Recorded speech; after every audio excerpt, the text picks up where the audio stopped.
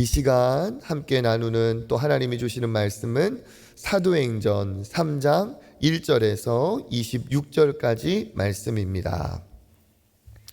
사도행전 3장 1절에서 26절 우리 교독하고 마지막 절 같이 읽겠습니다. 제9시 기도 시간에 베드로와 요한이 성전에 올라갈새 나면서 못 걷게 된 이를 사람들이 메고 오니 이는 성전에 들어가는 사람들에게 구걸하기 위하여 날마다 미문이라는 성전문에 두는 자라. 그가 베드로와 요한이 성전에 들어가려 함을 보고 구걸하거늘 베드로가 요한과 더불어 주목하여 이르되 우리를 보라 하니 그가 그들에게서 무엇을 얻을까 하여 바라보거늘 베드로가 이르되 은과 금은 내게 없거니와 내게 있는 이것을 내게 주노니 나사렛 예수 그리스도의 이름으로 일어나 걸으라 하고 오른손을 잡아 일으키니 발과 발목이 곧 힘을 얻고 뛰어 서서 걸으며 그들과 함께 성전으로 들어가면서 걷기도 하고 뛰기도 하며 하나님을 찬송하니 모든 백성이 그 걷는 것과 하나님을 찬송함을 보고 그가 본래 성전 미문에 앉아 구걸하던 사람인 줄 알고 그에게 일어난 일로 인하여 심히 놀랍게 여기며 놀라니라. 나은 사람이 베드로와 요한을 붙잡으니 모든 백성이 크게 놀라며 달려 나아가 솔로몬의 행각이라 불리우는 행각에 모이거늘 베드로가 이것을 보고 백성에게 말하되 이스라엘 사람들아 이 일을 왜 놀랍게 여기느냐 우리 개인의 권능과 경건으로 이 사람을 걷게 한 것처럼 왜 우리를 주목하느냐. 아브라함과 이삭과 야곱의 하나님 곧 우리 조상의 하나님이 그의 종 예수를 영화롭게 하셨느니라. 너희가 그를 넘겨주고 빌라도가 도와주기로 결의한 것을 너희가 그 앞에서 거부하였으니 너희가 거룩하고 의로운 일을 거부하고 도리어 살인한 사람을 놓아주기를 구하여 생명의 주를 죽였도다. 그러나 하나님이 죽은 자 가운데서 그를 살리셨으니 우리가 이 일의 증인이라. 그 이름을 믿음으로 그 사람이 너희가 보고 아는 이 사람을 성하게 하였나니 예수로 말미암아 난 믿음이 너희 모든 사람 앞에서 이같이 완전히 낫게 하였느니라. 형제들아 너희가 알지 못하여서 그리하였으며 너희 관리들도 그리한 줄 아노라. 그러나 하나님이 모든 선지자의 입을 통하여 자기의 그리스도께서 고난 받으실 일을 미리 알게 하신 것을 이와 같이 이루셨느니라. 그러므로 너희가 회개하고 돌이켜 너희 죄 없이 함을 받으라.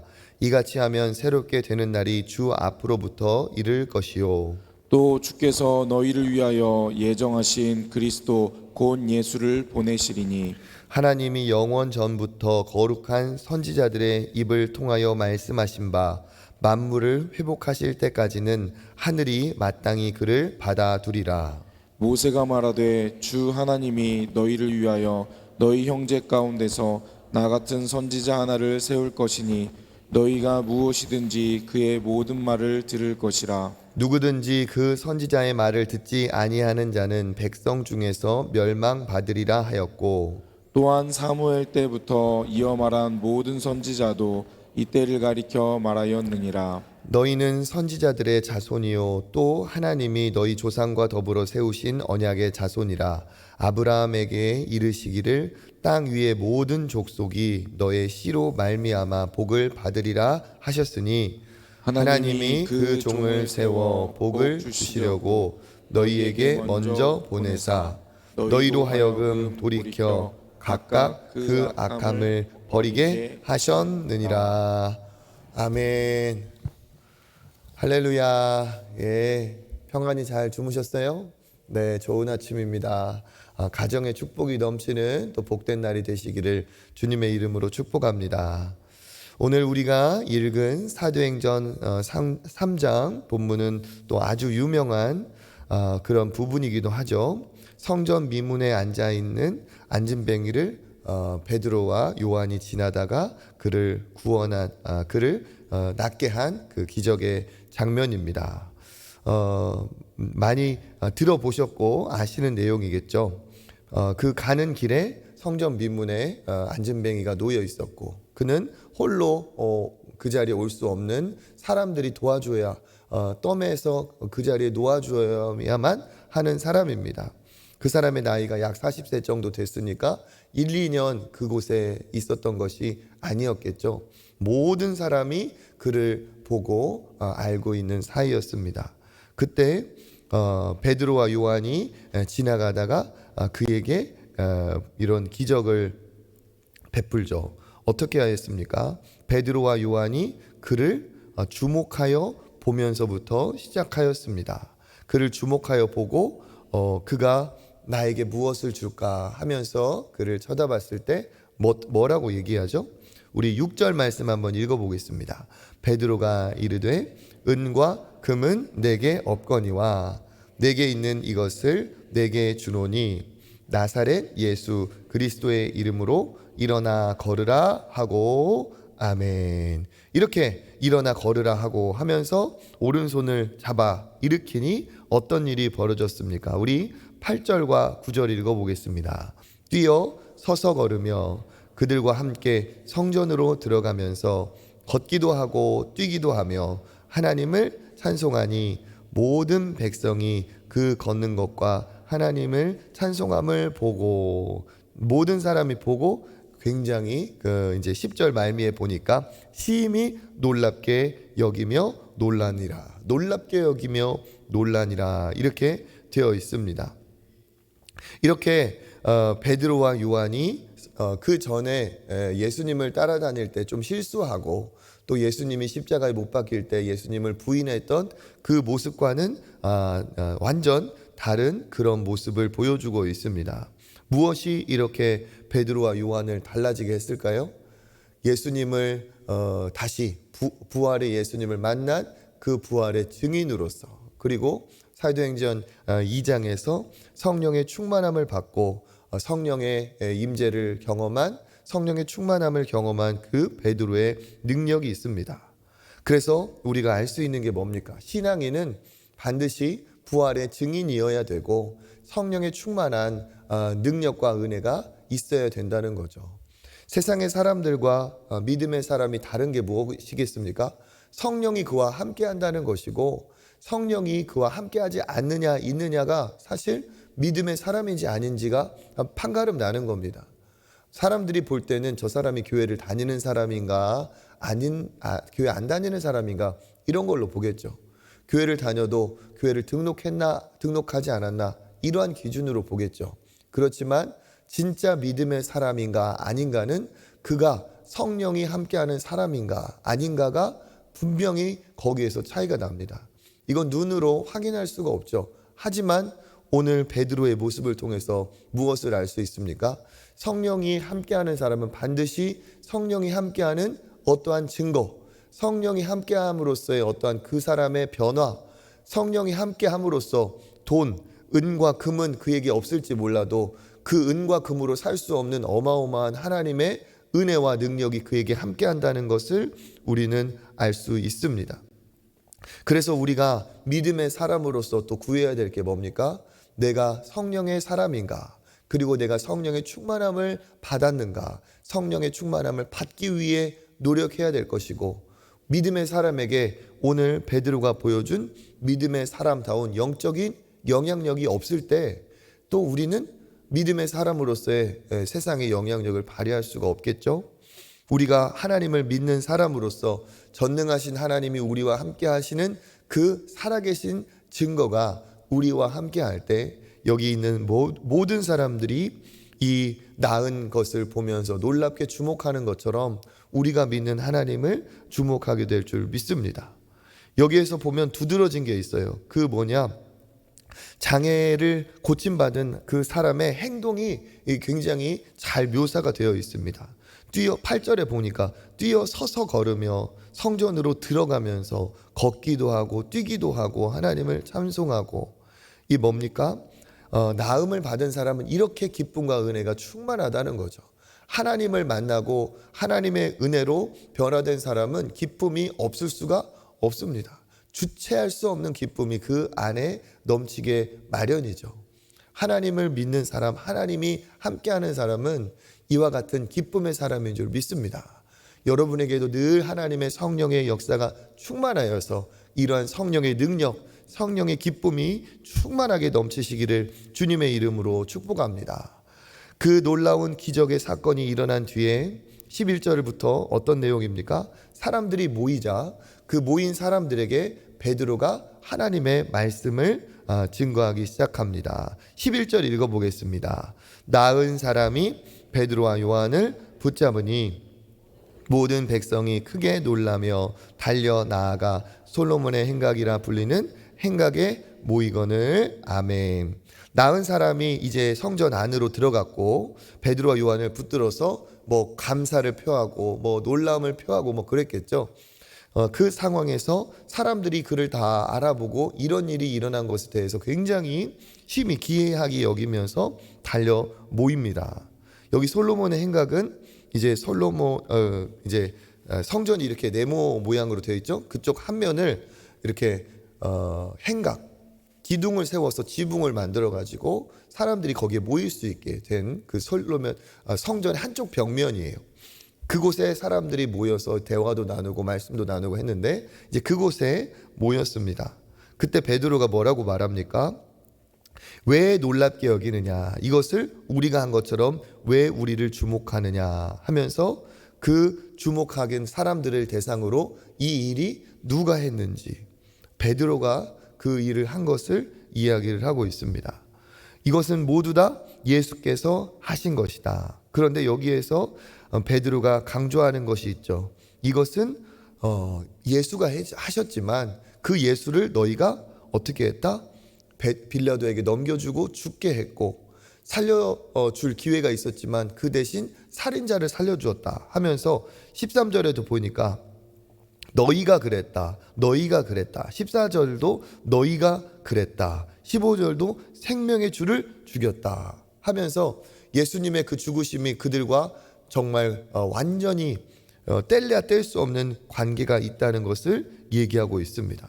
그러면서 이 사람들이 마음에 어떻게 하겠어요? 굉장히 좀 그 부담감과 우리가 예수를 죽였다는 그러한 어떤 자책감이 들겠죠. 그러면서 뭐라고 말합니까? 생명의 주를 죽였도다. 15절 읽어보겠습니다. 생명의 주를 죽였도다. 그러나 하나님이 죽은 자 가운데서 그를 살리셨으니 우리가 이 일의 증인이다. 그 다음에 17절 형제들아 너희가 알지 못하여서 그리하였으며 너희 관리들도 그리한 줄 아노라. 그들이 당황하고 예수님이 나 때문에 죽었다는 생각을 갖고 있을 때 베드로가 그에게 부드러운 말로 그들의 마음을 달래주고 있죠. 형제들아 너희가 알지 못하여서 그리하였다. 너희 관리들도 그렇게 알지 못하여서 그런 줄 안다 하면서 그들은 지금 굉장히 당황하고 있어요. 왜? 예수의 이름으로 이 사람이 나아버렸기 때문에 예수의 이름에 능력이 있다는 것을 본인들도 인정할 수밖에 없는 상황에서 너희가 그 예수를 죽였지 않냐 하니까 굉장히 당황을 했고 그 당황한 상황에 베드로가 그를 몰아붙이다가도 어떻게 했어요? 그들에게 다시 돌이킬 수 있는 기회의 끈을 지금 주고 있는 거예요. 너희가 알지 못하여서 그러한 것을 나도 알고 있다. 어쩌면 베드로도 자기 역시 예수님을 부인하며 도망쳤기 때문에 별반 다를 바가 없는 사람인 것을 그 역시도 알고 있죠. 그러면서 뭐라고 합니까? 예수님에 대해서 이야기하고 있습니다. 예수님 앞에 너희가 회개하면 19절 읽어보겠습니다. 그러므로 너희가 회개하고 돌이켜 너희 죄 없이 함을 받으라. 이같이 하면 새롭게 되는 날이 주 앞으로 이를 것이요. 아멘.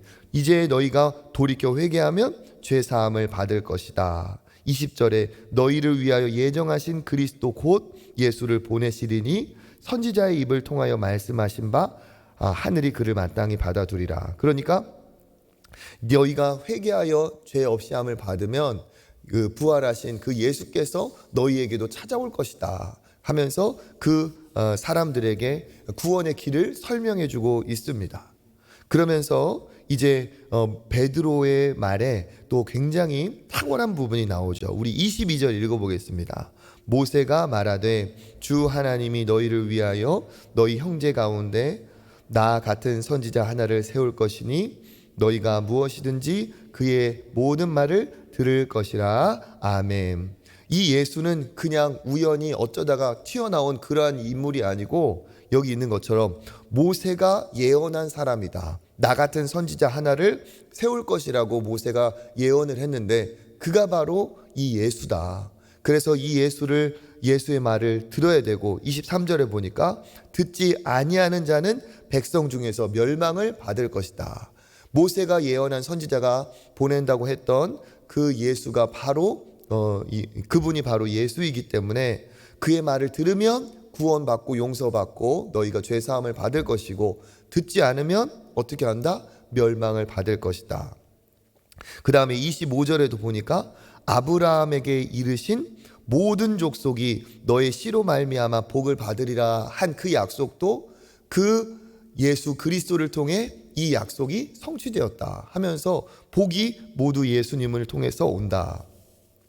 지금 베드로의 이야기를 요약해서 보면 이렇습니다. 베드로가 그 안진뱅이가 일어난 것을 보고 사람들이 주목했을 때 그 타이밍을 놓치지 않고 예수 그리스도를 얘기하고 있어요. 내게 한 것이 아니라 예수님이 하신 것이다. 그리고 그 예수가 바로 너희가 죽인 그 예수다. 너희와 무관한 예수가 아니다. 너희들의 죄 때문에 죽었고 너희들이 가해자다.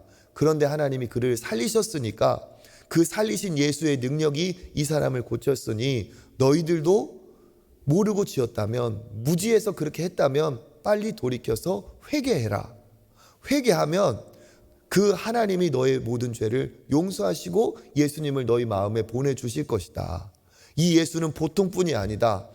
모세가 예언한 그 선지자 하나, 그 위대한 모세를 뒤를 이어 그 모세보다 뛰어난 모세이시고 아브라함을 통해서 온 백성이 모든 민족이 다 복을 받으리라 했던 그 아브라함의 씨가 바로 예수 그리스도다. 이 예수 그리스도를 너희들이 믿고 받아들이면 너희들이 용서함 받고 구원을 얻을 것이고 만약에 예수 그리스도를 거절하면 여기 있는 것처럼 멸망받을 것이다 하면서 복음을 전하고 있어요. 그런데 여기에서 놀라운 게 뭡니까? 베드로는 이와 같은 말을 할 말주변이 있는 사람도 아니고 성경에 이렇게 통달한 사람도 아닙니다. 그런데 신약과 구약의 얘기를 막 이렇게 해가면서 하는 것 자체가 엄청 놀랍죠. 그리고 그들을 어떻게 합니까? 궁지로 몰아 넣었다가 그리고 또 그들에게 생명줄을 던져줬다가 하는 걸 보면서 이 논리적인 탁월한 언변이 진짜 그들을 예수 그리스도를 믿으면 믿지 않으면 안 될 그 탁월한 메시지를 증거하고 있어요. 이거 베드로에게 온 능력이 아닙니다. 어떻게 이 능력이 왔을까요? 성령의 충만함을 받아서 그 지혜의 영이 베드로를 사로잡자 그 베드로의 입술을 통해 성령이 일하시는 거예요. 그러니까 우리 역시도 마찬가지입니다. 우리가 하나님의 능력을 입으면 우리도 우리 이상의 능력을 발휘할 수가 있습니다. 하나님이 우리에게 임하시면 우리를 사용하시면 우리가 우리 수준 이상의 일을 감당할 수가 있는 거예요. 저도 경험하고 있고 특별히 이 베드로가 얘기한 것처럼 전도의 현장에 나갈 때 이런 일이 일어납니다. 왜? 하나님은 모든 사람이 구원을 받으며 진리를 아는 데 이르기를 원하시는 하나님이기 때문에 전도의 현장에서 성령의 역사가 가장 강력하고 전도의 현장에 나간 사람이 이 성령의 능력을 가장 많이 체험을 하는 거예요. 그래서 성령이 임했을 때 일어나는 현상이 뭡니까? 예수 그리스도의 증인이 되고 예수 그리스도를 자랑하고 담대히 선포하는 사람이 됩니다.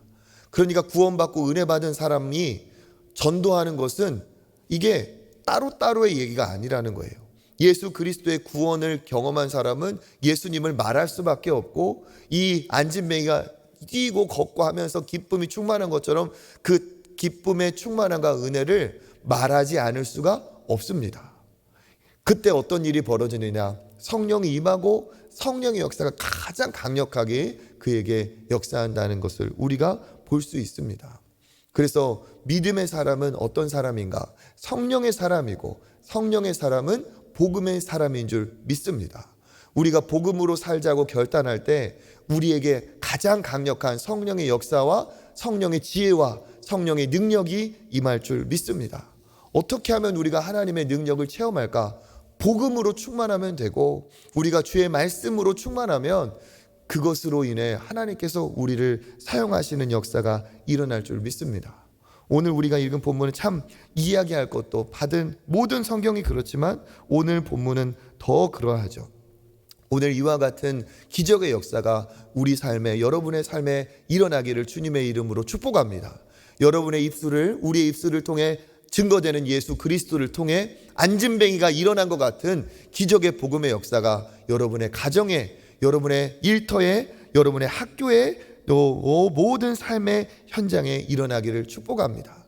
그리고 우리가 전하려고 막 애쓰고 노력하고 그렇게 무슨 콧줄에 껴가지고 막 그렇게 신앙생활 하는 게 아니라 이렇게 베드로처럼 은혜를 받아서 기쁨이 넘쳐서 그냥 예수님 자랑하고 싶고 예수님 얘기하고 싶고 가르쳐주고 싶고 그렇게 예수님 전할 때 그 사람이 이렇게 회개하고 돌아오고 하는 역사가 일어나기를 축복합니다. 우리 초청교회가 또 그런 교회 되기를 또 간절히 바라고 또 여러분이 그런 분이 되시고 그런 분이 늘어날 수 있도록 기도해 주시기를 바랍니다. 우리 교회에는 은혜가 넘쳐가지고 예수님 자랑하고 싶고 예수님 얘기하고 싶고 나와 함께 하시는 그 예수님의 능력을 정말 말하고 싶어가지고 전하고 싶어서 그런 사람들이 늘어나고, 사실 이게 진짜 예수 믿는 맛이고 이게 정말 자연스럽고 당연한 거예요. 성령이 충만하면 이러한 일이 우리에게 일어날 줄 믿습니다. 성령의 사람, 믿음의 사람 되셔서 그 성령과 복음이 여러분의 삶과 가정과 일터를 변화시키는 축복이 있기를 주님의 이름으로 축복합니다. 하나님 감사합니다. 담아두고 있을 수 없는 이 놀라운 복음, 이 능력, 이 은혜를 우리에게 주셔서 감사합니다. 누구든지 예수를 죽였다 할지라도, 그 죄로 인해 예수가 십자가에 못 박혔다 할지라도 그 예수님을 붙들 때 이와 같은 기적의 역사가 일어날 줄 믿습니다. 구원받은 우리라면 이렇게 예수님 말하게 하시고 자랑하게 하여 주셔서 그 예수님이 어떠한 분인지 능력으로 역사하시는 것을 우리로 체험케 하여 주시옵소서. 특별히 가정의 달 5월을 맞아 예수님을 알지 못하는 가족들이 우리 주변에 있다면, 우리 가정 안에 있다면 아버지 이와 같은 놀라운 변화의 역사가 일어나게 하여 주시옵소서. 은과 금이 없을지라도 예수의 능력이 있으면 그 사람 변화되고 아버지 고침받을 줄 믿습니다. 아버지 우리가 그런 복음의 사람 되게 하시고 우리의 입술을 통해 증거되는 그 예수 그리스도를 통해 아버지 생명을 얻고 나음을 얻고 고침을 받고 살아나는 역사가 있게 하여 주시옵소서. 그것을 위해 늘 성령으로 충만하게 하시고 주의 말씀과 기쁨이 우리가 마음 안에 늘 흘러넘치도록 인도하여 주시옵소서. 모든 것 감사드리며 예수 그리스도 이름으로 기도드립니다. 아멘. 이 시간 기도하실 때 말씀을 따라 하나님 성령의 충만함을 주시고 복음의 능력을 체험하게 하여 주시옵소서. 그러한 우리 초청교회 되게 하여 주시고 은혜가 더 흘러넘치는 사랑의 공동체 되게 하여 주시옵소서. 5월을 맞아 또 사랑과 감사의 고백이 넘치게 하시며 우리 초청교회 모든 가족, 우리 가정이 하나님 앞에 은혜 충만하게 하여 주옵소서. 우리 그런 마음으로 주님 한번 잡고 기도하시며 또 개인의 기도의 자리로 나아가겠습니다. 기도하겠습니다. 주여